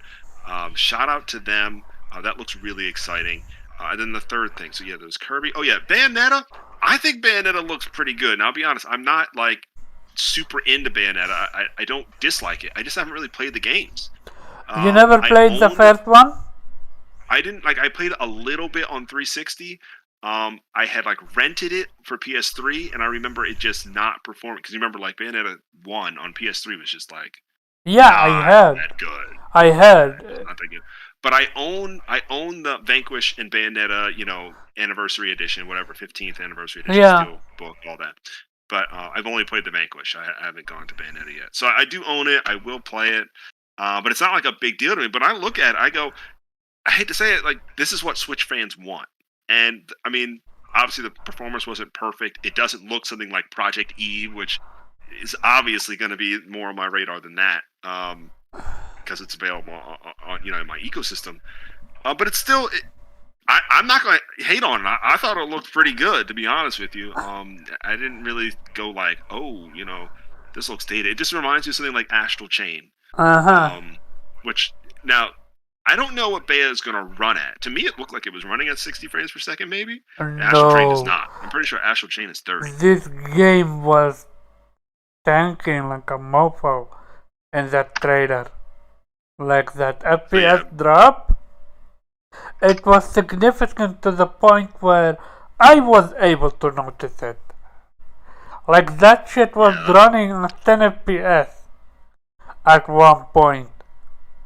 I would genuinely not be... Sorry? I was going to say, it sounds like it's probably going to be 30, but it sounds like consistent frames is what they're going to be the challenge. Yeah, that shit was not running well at all. Did you check that what's called that Castlevania collection and that card game? And there is also that racing with Chocobo. But yeah, so the Chocobo racing actually did seem kind of interesting. Not something I'm like excited to buy, or it's not like Shin Megami Tensei 5, which is absolutely like buying it on Switch day one. There's nothing I've seen to that level. Chocobo Racing looked decent. The card game, is that the game by Yoko Taro? Is he involved in that game? Yep. Okay. Yep. I did see a little bit of gameplay with that, and like the demos. There's a demo, yeah. I downloaded it. Okay, you downloaded it? Yeah, it doesn't like make me super excited. And then what was the third thing you just mentioned? Castlevania collection. Oh yeah, the Castlevania collection's pretty cool. Especially, you and I, we've been talking Metroidvanias a little bit more than usual. Things like SteamWorld Dig and Iconoclasts, and Fist and things like this. So, I like seeing that these things have returned. I've recently picked up more in the Castlevania vein. What was it called? Curse of the Moon, something like that. Like Bloodstained, Curse of the Moon, the 2D one, not the 3D one. So I when I play those kind of games, I always think of the OGs and this advanced collection. That's cool. Definitely encouraging to see. Okay. But not something I'm gonna buy. Okay. And I assume you already got the Metroid pre-ordered. No, so I be honest.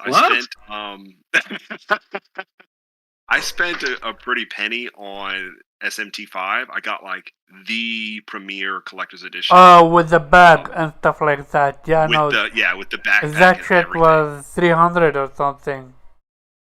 Yeah, well, I think it's like two. Yeah. And I love Dread. I love the idea of playing Dread, but I'm jammed up. Like 2021 is already. Yeah, no, 2021 is going. 2022 is going to be insane. Yeah, I feel you. Yeah. No.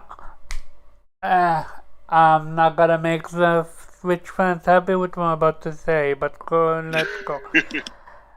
PlayStation is calling. They want their PlayStation 3 back.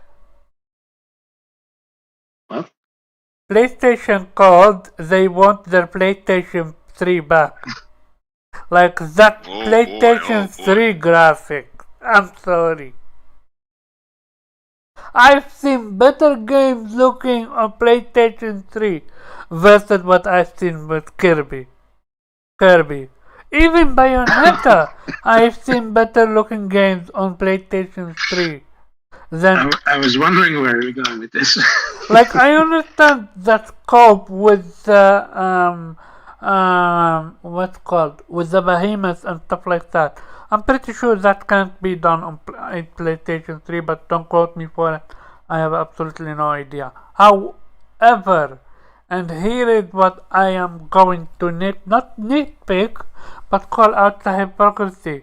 Like, first of all, that card game, I'm gonna try it. I got the demo downloaded. Delta Rune, I already downloaded the 1 and 2. What's another? Chocobo. I don't know if it's exclusive or not because they didn't say, so I might pick it up on PlayStation. Otherwise, I need to buy a Switch for all these games. Kirby. despite the fact I'm shitting on it, which is for the graphic, I'm actually highly interested in it because I love platforming, I love games like that. Metroid, that's going to be my first Metroid when I buy a Switch. But from what I Really? yeah, I never owned. I never played a Metroid game before. I can. You know it's a final chapter, right? Oh, so I need to play previous installment. Okay. Well, it's not like Metroid is that story heavy. Oh, It's, okay, good. Because all I know is gameplay. her name is Shamus, and she's a woman. That's all I know. Yes. What else? It's a shoot. That triangle game. I'm looking on a distance because my issue is I'm not a fan of games like Disgaea and stuff like that. How like tactical games. That's not my jam. Because most of the looks a time. lot like Octopath Traveler. Is that? Because most of the time you end up with way too many characters. That's my biggest issue with tactical games. Now, let me grind when Castlevania. I'm definitely gonna pick it up because I never played a Castlevania game before, unless the one from made by like almost like God of War style. I played that. So Laws of Shadow. yeah. So my thing with Bayonetta is as follow. I can forgive the FPS drop because I'm pretty sure it's gonna be ironed out. I can forgive the visuals because despite the fact it's a PlayStation 3 game, it's on the Switch. That's whatever. That's not the problem. The problem is Bayonetta 3 is censored if you guys paid attention. Yes. First of all, who have played the first Bayonetta or knows about the first Bayonetta? I've played both of them. Okay, do you remember how when she summoned her big monster, she always go naked? Well,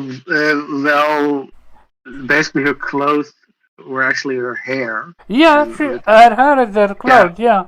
So when she it was never explicit, but yeah, it was implied that she no, it's not implied. You literally see her naked when she summoned a large creature. Like it takes. Yeah, but there was enough covering it up that she wasn't really fully naked in that sense. Okay, but and also, do you remember the enemies that you fight? Did they bleed? Good question. Sorry? Good question. I do remember. Exactly. They bleed red blood.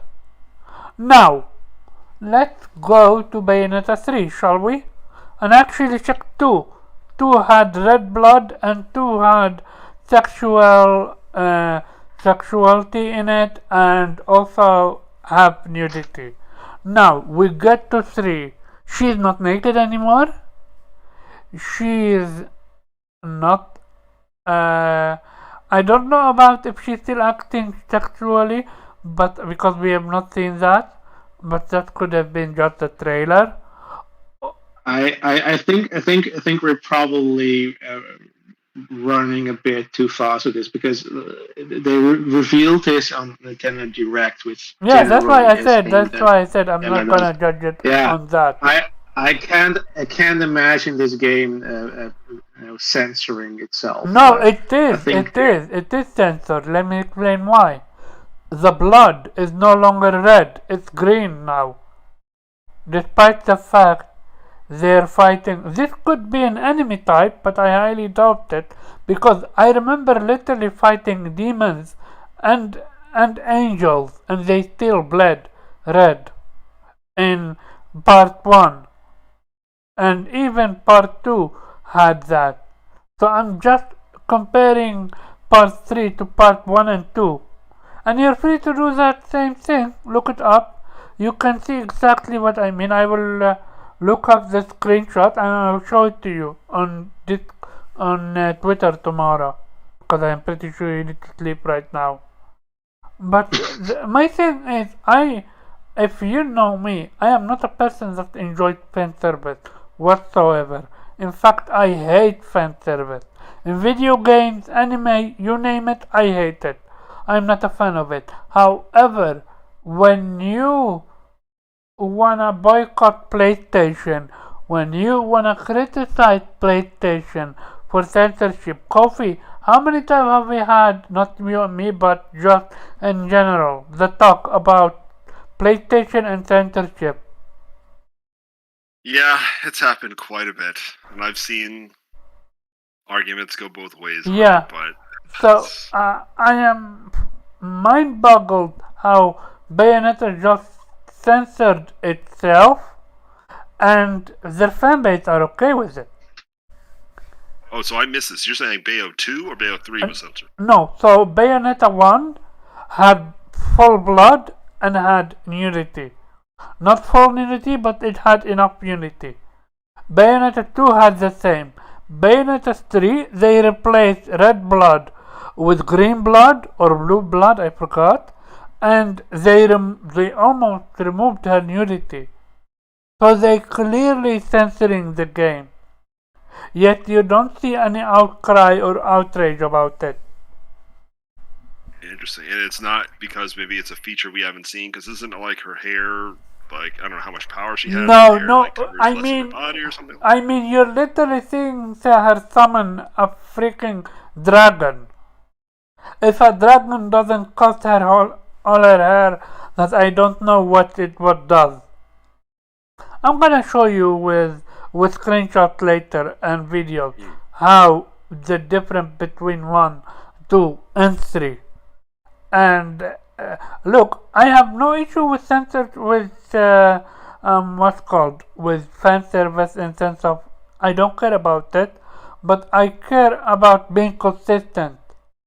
I have always said with PlayStation, if they I never understood why they did it, but I never thought it was a great idea to censor stuff like that. Especially when you have Last of Us games and God of War games have worse stuff showcased. And PlayStation is okay with that. I always asked you how the censorship law is in Japan, and you told me it's massively extreme, right? Towards violence. Toward violence and nudity, right? Less nudity, more violence. More violence, okay. Mm-hmm. And yet a game like Ghost of Tsushima can exist in Japan, and Last of Us 2 can exist in Japan, or do they dial it down?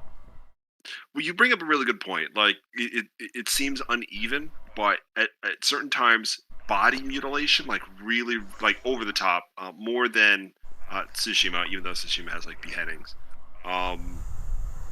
They're censored in Japan. Like, for example, Resident Evil 2 remake was censored. In the beginning of the remake, there's a zombie that has its kind of head is crushed and the jaw is ripped off. It's completely removed in the Japanese version. The head just gets hit, but it doesn't really get deformed. So it's really that like over the top, like Akira, like really bloody, things like kind of really get nasty. That I've seen traditionally. But if somebody like gets shot or like stabbed or blown up, it's a pass, which is really hard to understand. Okay. I think for a lot of us. Well, the show has been going on for almost 2 hours. Not almost. More than 2 hours now. I would like to go on and still continue, but I'm pretty sure Coffee, you're busy. And Blue is already half asleep. So we gotta call it. No, but I don't blame Blue, because just like me, Blue lives in the Netherlands and he is massively out of his element right now. So shout out to him for sticking and staying for the longest. Thank you, Blue, for staying. And where can people find you? Sure. I'm not really active on with your channel or anything, but you can find me here on YouTube, Blue Rhizome, and on Twitter as the Weeb Sheriff. Okay, thank you. Kay. Hey. Go ahead, where people can find you. Oh, okay. Yeah, you can find me on Twitter at Kaylee1103. KALEIGH. So. Good luck with your work. What? Good luck with your work, and thanks for coming. Oh, thank you. Yes. Kofi, where people can find you. You guys can find me at creative_Kofi on Twitter, and you can catch me on zerofield.net doing translations for the next, starting Wednesday for the next, 5 weeks. So I'll be kind of not tweeting much, but definitely excited to do the work. Oh yeah, is that why you're missing out on BGP next week? Yeah, so we're actually all meeting exactly when VGP starts, and then we're bracing for Wednesday, where we're all going to go dark and play the game, and then sit together and start these translations. Good luck with that and have fun. Thank you. You can catch me at Carab_Jab on Twitter. You can catch me and Kofi on VGP every Monday at, let me guess, 8 p.m. Eastern Standard Time, 2 a.m. for the European dudes. Yeah, this was... I have no idea what I'm gonna call the show. And see you next week. Only that's going to be 2 hours earlier. So instead of 8 p.m. Eastern Standard, it's going to be 6 p.m. Eastern Standard. And check to you again later. Good night. Good night. And let me close the joint.